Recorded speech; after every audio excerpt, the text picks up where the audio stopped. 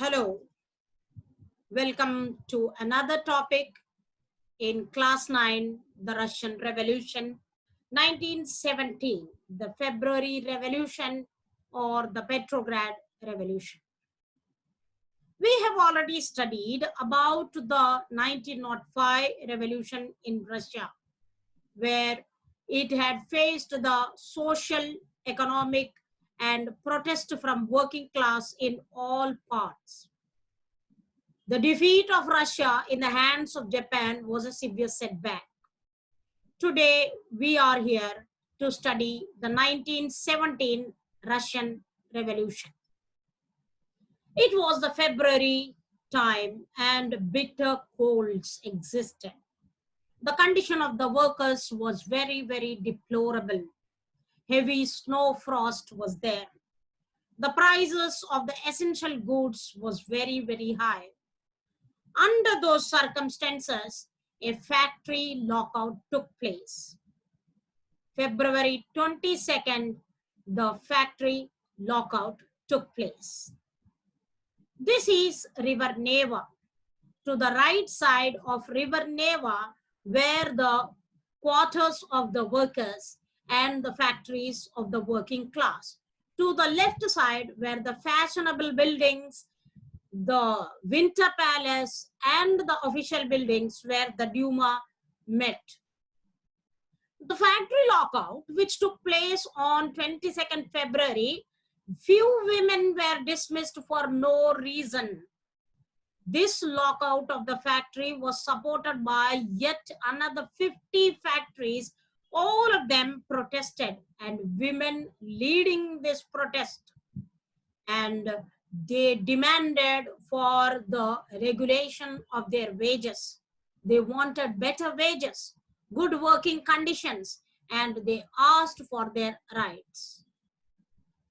They went on to the streets of the fashionable buildings and demanded for their rights. The fashionable buildings, the Duma and the Winter Palace, the elite section which enjoyed all the privileges lived on the left side. They surrounded this area and demanded for their rights. The spectacular thing is that the women led this protest in Russia, and that day in the history of Russia is called as the International Women's Day, February 22nd. The workers went and surrounded the official buildings and the Winter Palace, raised their protest, asked for their rights. They demanded for the civil rights. They asked for the reduction in the price. They asked for better working conditions and good wages. When they asked for their rights, the government under the Tsar sent the cavalry, the soldiers on horses, to attack them. These soldiers on horses, the cavalry, attacked them, and the Winter Palace, which gave this judgment or the move, made the people to scatter and disperse. They were shot. Many people lie on the ground wounded. A curfew was imposed. All the people dispersed. Again, they came back. After the curfew, again they came back on 24th and 25th. Again, they went to the fashionable buildings. They went to the Duma, the Winter Palace, and asked for their rights. This time, once again, the Duma, now which is by the people who were ruling, elected by the people, that Duma was dismissed and dissolved by the Tsar. On 27th, these people who went to ask for their rights, they were raising slogans for good prices of the bread and essential commodities. They asked for the good working conditions. They asked for compensation for the working class. And the women who led this protest, now the cavalry did not shoot them, but they joined. The cavalry joined with the working class, and one of the officers of the regiment was shot. Now the unity of the workers and the soldiers together was an entity. All of them met at the Duma building where the Duma met, and there they formed one Soviet. That Soviet is a Congress. That Soviet is a group. That Soviet is the power of the people, the working class on one side and the soldiers on other side. A delegation of these soldiers went to the Tsar Nicholas II and asked him to abdicate the throne.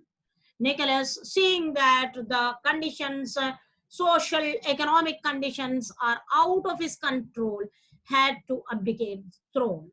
On March 2nd, Tsar Nicholas II abdicated the throne. And then came the universal adult suffrage. With the people's mandate, a Constituent Assembly was formed and the provisional government was elected. This provisional government consisted the Soviet, which is formed out of the working class and the soldiers and the members of the Duma. All together formed the provisional government. The first leader of the provisional government was George Lew, and followed by Alexander Kerensky. The dream of the people that the working class should rule one day on the principles of the father of modern scientific socialism, Karl Marx,